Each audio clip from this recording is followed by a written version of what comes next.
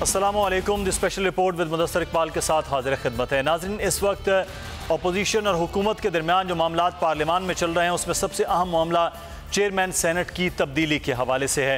Chairman senate की तब्दीली के हवाले से अपोजिशन ये कहती है कि उनके पास नंबर गेम पूरी है, बल्कि उससे भी ज़्यादा है, और वो चेयरमैन सेनेट सादिक संजरानी को तब्दील करना चाहते हैं। हुकूमत कोशिश कर रही है कि किसी तरह से उनके खिलाफ अदम एतमाद का मामला वापस हो जाए और चेयरमैन सेनेट बरकरार रह पाएँ। लेकिन बहरहाल नंबर गेम में अपोजिशन ये दावा कर रही है कि उनके पास तमाम लोग मौजूद हैं। अपोजिशन की जो पाकिस्तान मुस्लिम नून बड़ी जमात है सेनेट के अंदर, वो कह रहे हैं कि तमाम के तमाम लोग इस्लामाबाद में रहें। यही कुछ ऑर्डर्स जो हैं वो जारी कर दिए गए पाकिस्तान पीपल्स पार्टी के चेयरमैन बिलावल भुट्टो की जानिब से।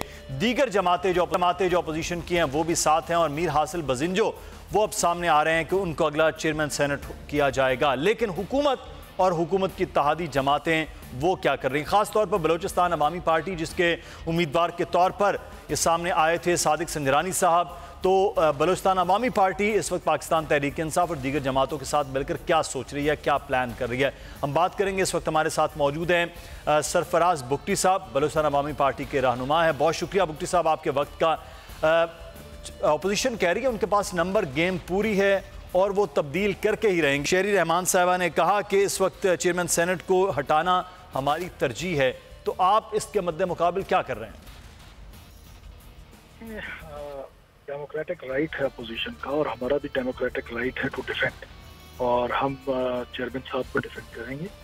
और ये तो क्योंकि आईन पाकिस्तान में सीक्रेट बैलेटिंग रखी गई है, वो इसी चीज़ को मद्देनज़र रख के रखी गई है कि लोग अपने ज़मीर के मुताबिक जो है वो वोट कर सकें। तो मैं समझता हूँ कि जो अपोजिशन के दोस्त हमसे मिलते हैं वो हमें सादिक संजरानी साहब के कंडक्ट के हवाले से, बिकॉज अभी तक अपोजिशन उन पर कोई चार्जशीट नहीं कर सकी कि हम क्यों निकाल रहे हैं। और सेनेट का जो पहले तो हमारा ये जो बैकग्राउंड है सेनेट का, that is also very important to discuss on the prime channel like yours, कि इसमें हमेशा continuity रही है। इसका जब नेशनल असेंबली भी डिसॉल्व होती है तो सेनेट तब भी रहता है, और ये तारीख में पहली दफ़ा होने जा रहा है कि चेयरमैन सेनेट के खिलाफ अदम एतमाद की तहरीक लाई जा रही है, जो कि मैं समझता हूँ कि अपोजिशन को इस टाइम पे नहीं करना चाहिए था। और सेनेट की जो सेंसिटिव है, सेनेट का जो एक मुकाम है, एक तकद्दुस है, उसको बरकरार रखने की ज़रूरत थी। तो इसमें ये ज़रूरत है। मैं समझता हूँ कि अपोजिशन जो है इस वक्त ये जो अपनी एक तहरीक ली है वो वापस ले, और हम इसको मुकम्मल तरीके से फाइट करेंगे और इंशाल्लाह इसको नाकाम बनाएं। सही। तो बुगटी साहब, आपका किसी के साथ सेनेट के अंदर जो अपोजिशन में दोस्त हैं आपके, उनसे राब्ता, या वो आपसे खुद कोई राब्ता कर रहे हैं? मामलात आप भी कोशिशों में लगे हुए हैं इस चीज़ के कि किसी तरह से इसको डिफ्यूज़ किया जाए?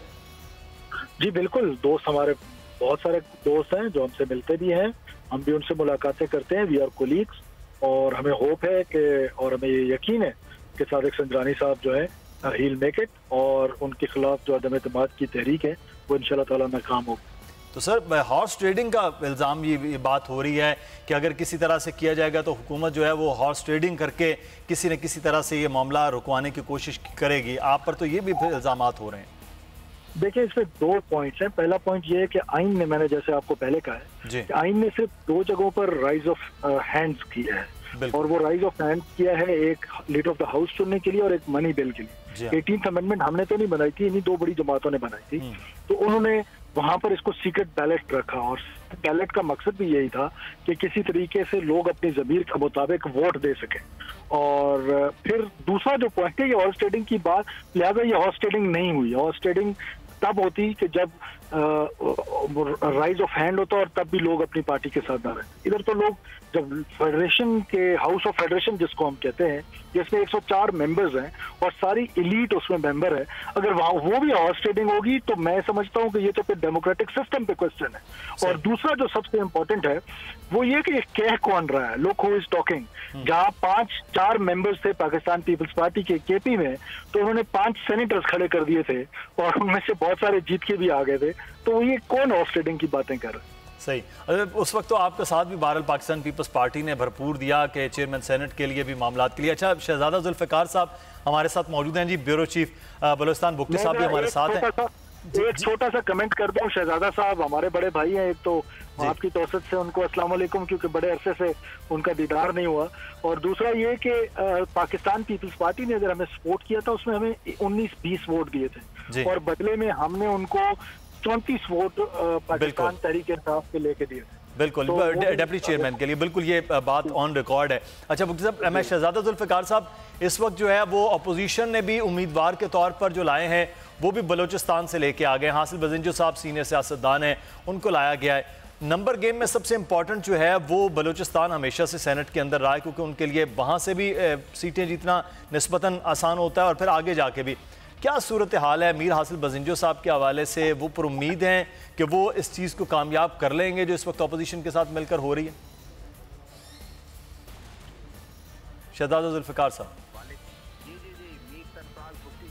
वालेकुम अस्सलाम। और वाकई काफ़ी दिनों से इनसे मुलाकात नहीं हुई और आजकल ये इनके दोस्त ज़्यादा एक्टिव हैं। जाहिर है एक इनकी अपनी पार्टी है और एक पार्टी का, और फर्स्ट टाइम ये हुआ है कि बलूचिस्तान को एक चेयरमैन सेनेट का इतना बड़ा ओहदा मिला है और जाहिर है वो अपने तौर पर कर रहे हैं। नंबर गेम्स में मेरा अपना ये ख्याल है कि शायद नंबर गेम में मुश्किल है कि गवर्नमेंट जो है उनको बचा सके, क्योंकि पहले अब पीपल्स पार्टी पर डिपेंड करता है। पीपल्स पार्टी ने काम किया, पीपल्स पार्टी ने पहले शायद बहुत नॉन रीजन के बुनियाद पर उन्होंने उनको वो किया और कोशिश उनकी थी कि उनको एक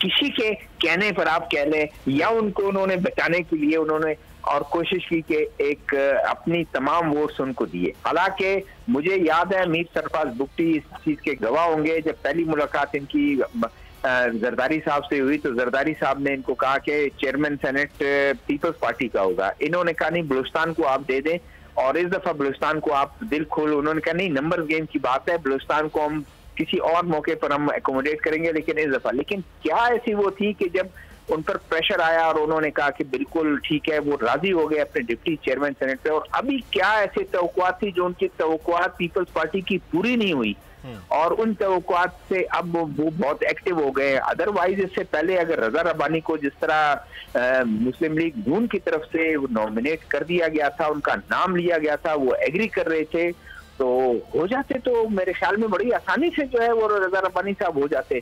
या उस वक्त अगर कोई नाम अगर ले रहे थे बिजंजो साहब का तो बिजंजो साहब भी हो जाते। लेकिन इस वक्त बिजंजो साहब को उम्मीद है इसलिए कि 55 का वो दावा कर रहे हैं और कह रहे हैं कि मंडे तक या एक आध रोज में, अभी उन्होंने शायद मीडिया टॉक की और उन्होंने कहा कि 60 तक हम हो जाएंगे। 55 भी इसका मतलब अगर दावा उनका सच है और बिल्कुल ठीक है तो मेरे ख्याल में तब भी जो है उनके लिए विन विन पोजीशन है। और अगर 60 हो गए तो बहुत आराम से वो आ सकते हैं। और अपोजिशन अब तक ये कह रही है, पीपल्स पार्टी अब ये बड़ी बड़ी दावे कर रहे हैं कि हम बिल्कुल पीछे नहीं हटेंगे। और भाई पहले अगर आप ये कर लेते तो इतना ये मसला ही नहीं होता। क्या मसला होता? लेकिन अपने तौर पर अपोजिशन ने एक कार्ड खेला है बलूचिस्तान से अगर उस वक्त जो है शहजादा साहब वो 7 बलूचिस्तान अवामी पार्टी के उम्मीदवार के तौर पर दे दिया, वो क्या मामला था? लेकिन जो आपने तवक्कुआत की बात की, मैं मीर साहब से बात कर लेता हूँ। मीर सरफराज बुगटी साहब, तवक्कुआत उस वक्त आपकी भी पूरी हो गई कि आपको उन्होंने वोट दे दिया, आपने उनको वोट दे दिया, मामला अब आपका कोई राब्ता नहीं हुआ जब ये सिलसिला शुरू हुआ जरदारी साहब के साथ कि चेयरमैन सेनेट को आप वोट देकर लाए थे, हम आपको वोट देकर लेके आए थे डिप्टी चेयरमैन के तौर पर, अब कोई राब्ता डायरेक्टली नहीं हुआ आपका उनके साथ? देखिए डायरेक्टली भी हमारा राब्ता हुआ, हमारे पार्टी के सीनियर दोस्त जाके उनसे मिले भी थे जी। और हमने उनसे यही रिक्वेस्ट की थी कि आप अपना ये डिसीजन पुल बैक ना करें।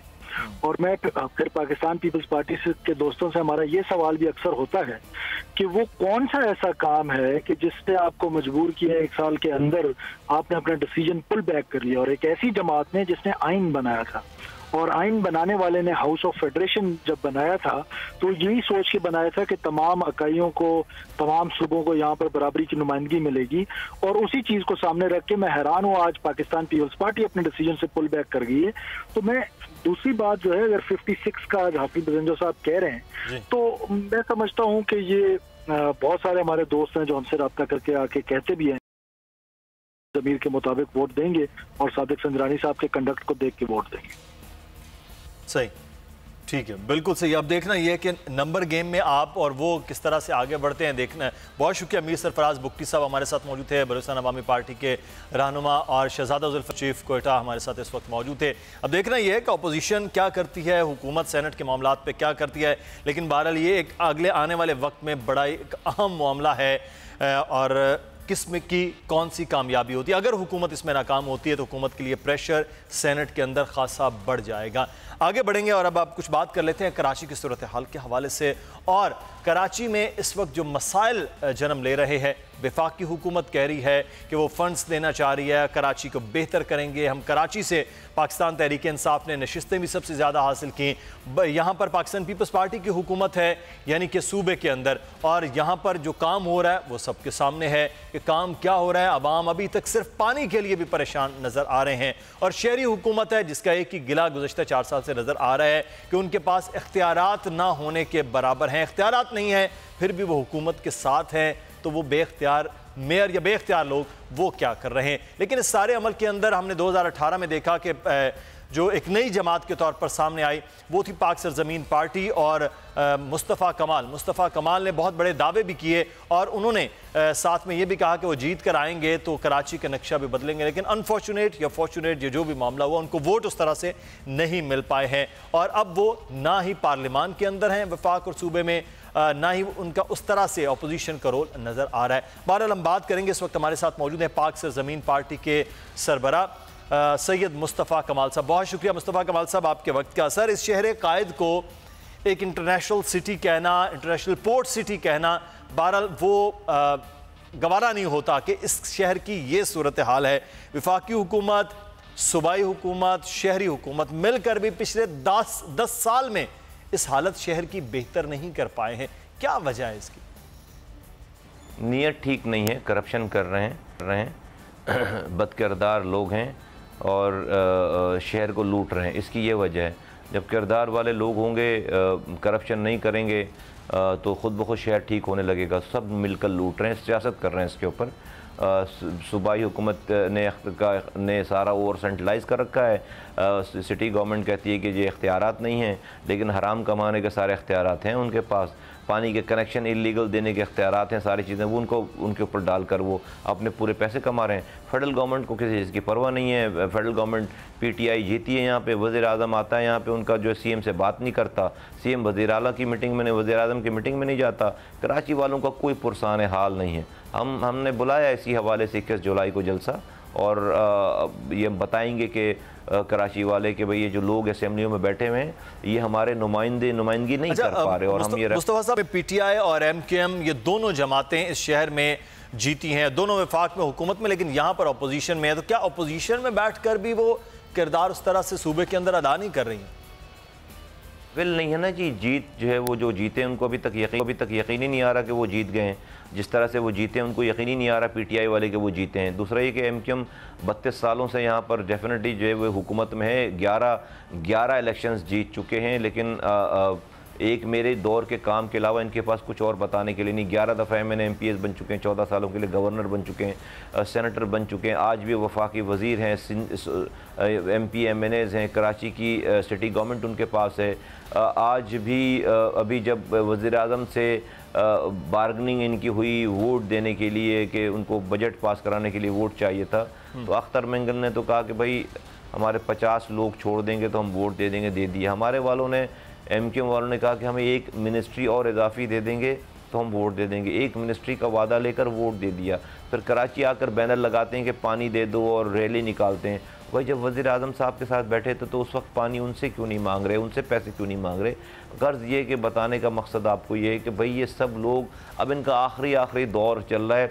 इंतहा दर्जे की करप्शन कर रहे हैं, इंतहा दर्जे की करप्शन कर रहे हैं, शहर को बस लूट रहे हैं। तो इनसे उम्मीद करना किसी चीज़ पे कि ये कुछ करेंगे, ये असेंबलियों में हैं, लोगों को मैं समझता हूँ कि अपने फ़ैसले पर नज़रसानी करनी चाहिए।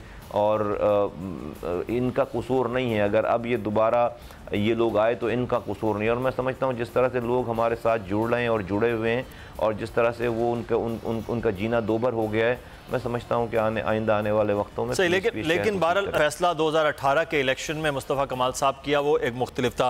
आप कहते थे आपके पास इस शहर को बदलने का, इस शहर को बेहतर करने का प्लान है, लेकिन 2018 में आपको वो वोट नहीं मिल पाया, आप नशिस्तें नहीं जीत पाए हैं, तो आपके प्लान पर लोगों को एतमाद नहीं था, आप पर एतबार नहीं था, क्या वजह हुई फिर 2018 के इलेक्शन? देखिए 2018 के इलेक्शन पे तो इतनी बात हो गई कि अब इस पर कोई भी बात करना जो है वो टाइम ज़ाया करने वाली बात है। सबको पता है कि जो इलेक्शन कैसे हुए, किस तरह हुआ सारा, कराची में जो है कैसे हुए, और मैं इस वाली बात को नहीं मानता कि हमें वोट नहीं पड़े। 9:16 पे इलेक्शन वाले दिन 3 रिज़ल्ट चल रहे थे पीएसपी के, तीनों में पीएसपी जीत रही थी। उसके बाद हमारे पोलिंग एजेंट्स को निकाल कर वो रिज़ल्ट सारे जो है वो सन्नाटा हो गया। कोहलू का रिज़ल्ट आ गया, डेरा बुक्ती से रिज़ल्ट आ गया, अफ़गानिस्तान के बॉर्डर से फाटा से रिज़ल्ट आ गया, लेकिन जो है वो कराची का रिज़ल्ट नहीं आया 3 दिनों तक। पोलिंग एजेंट्स को बाहर निकाल कर कहा गया कि जाके आरओ से जाके रिज़ल्ट ले लो। 3 दिन तक आरओ ने रिज़ल्ट नहीं दिया, और उसके बाद जो है वो जहाँ अभी 9:16 पे दुनिया टीवी की फुटेज निकाल के देखें, उस पर जो है वो अजीज़ाबाद की सीट पर 2500 के वोट से अरशद वोरा लीड कर रहे हैं। 21 पोलिंग स्टेशनों पे उनके जो है वो 8222 वोट, फिर 4 दिनों के बाद जब 300 पोलिंग स्टेशनों का और रिजल्ट आया तो उस पर 700 वोट।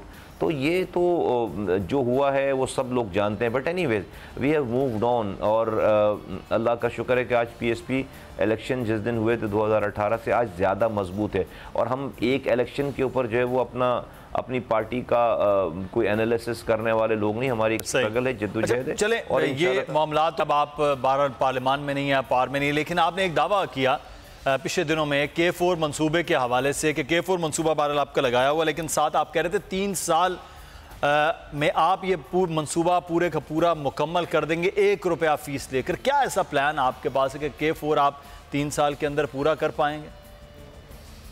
देखिए आज इस मंसूबे के ऊपर सियासत कर रहे हैं लोग। कह रहे हैं मैं एक मीटिंग में गया था, वज़ीर आला साहब ने बुलाया, फिर उसके बाद लोगों ने प्रेस कॉन्फ्रेंसेस करना शुरू कर दी। कोई कह रहा 10 साल में नहीं बनेगा, कोई कह रहा 15 साल में नहीं बनेगा।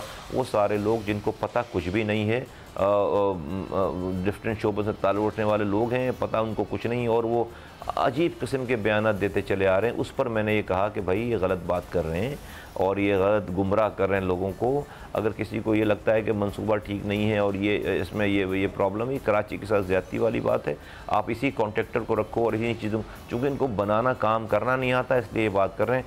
तो मैंने ऑफ़र की कि मैं कराची के लोगों के लिए ऑफ़र करता हूँ कि 1 रुपये फ़ीस लूँगा 3 सालों में अपनी कंसल्टेंसी की और जो भी खदमत करने की, और 3 सालों में आपको जो है वो सुपरवाइज़ करके इसको बनवा के दे सकते हैं। 3 सालों में ये मंसूबा बन सकता है। और मैं इसलिए कह रहा हूँ कि मैंने ये कंसीव किया है, मुझे पता है। और फिर मैं इसलिए भी कह रहा हूँ कि मुझे सुबह उठकर हराम नहीं कमाना। अभी के जो लोग हैं उनको सुबह हराम कमाना, उनको पता ही नहीं है कि काम होता कैसे।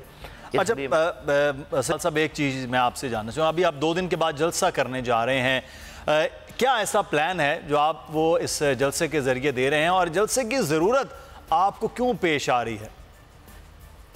ज़रूरत तो मुझे नहीं, लोगों को पेश आई है। लोग बहुत बेचैन हैं, लोग जो है वो तंग आ गए हैं महंगाई से। लोग बग़ैर पानी के रह रहे हैं, कचरे के अंदर रह रहे हैं, अस्पतालों में दवा नहीं है, स्कूल में तालीम नहीं है, रात में बिजली जाती है, सुबह गैस नहीं है।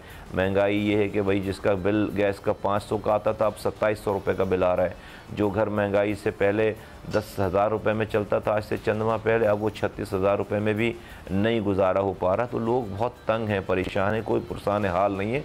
तो हमने एक एक करके तो नहीं मरना इस तरह से सारे लोगों ने। तो डेफिनेटली पीएसपी के पास बहुत बड़ी तादाद है लोगों की, लोग हमारे साथ जुड़ रहे हैं, हम पर ही अब लोगों को एतबार है, लोगों ने हमारे काम को देखा है। और हम ये हुकूमत को आवाज़ देना चाहते हैं जलसा करके कि आप अपना क़िबला दुरुस्त करें, हमारे मसाइल हल करें। अगर आप हमारे मसाइल हल नहीं करेंगे तो हम फिर जो है वो सड़कों पर निकलेंगे। और मैं मुस्तफ़ा कमाल साहब, आप उस तरह से इख्तियार तो नहीं है, लेकिन सिंध हुकूमत जो है वो कहती है कि वफाक की हुकूमत जो है वो ऐलान कर रही है, फ़ंड्स कुछ नहीं दे रही है। शहरी हुकूमत कहती है कि मेयर के इख्तियार नहीं है। मसला फ़ंड्स का है या इख्तियारात का है या मामला कोई और है इस सारे अमल के अंदर?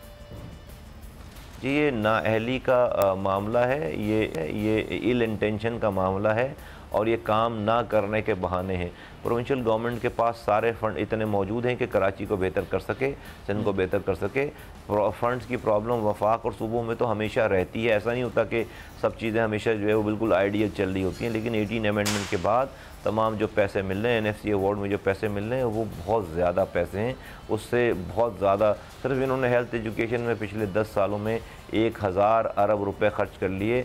आज जो है वो 70 लाख बच्चा सिंध में स्कूलों से बाहर है, कोई इम्प्रूवमेंट नहीं है। इसी तरह से और डिपार्टमेंट्स का हाल है। तो ये अपनी नाअहली छुपाने के लिए एक दूसरे के ऊपर इल्ज़ाम लगाते हैं। हाँ, वफाकी हुकूमत का कसूर ये है कि वज़ीर-ए-आज़म आते हैं तो वज़ीर आला से बात नहीं करते, मीटिंग में नहीं बुलाते, वज़ीर आला उनको रिसीव करने नहीं जाते। अगर वो वज़ीर आला से बात नहीं करेंगे कराची के लिए, सिंध के लिए, तो आप वज़ीर-ए-आज़म कितनी भी अच्छी इंटेंशन रख के हमारे मसाइल हल नहीं कर सकते।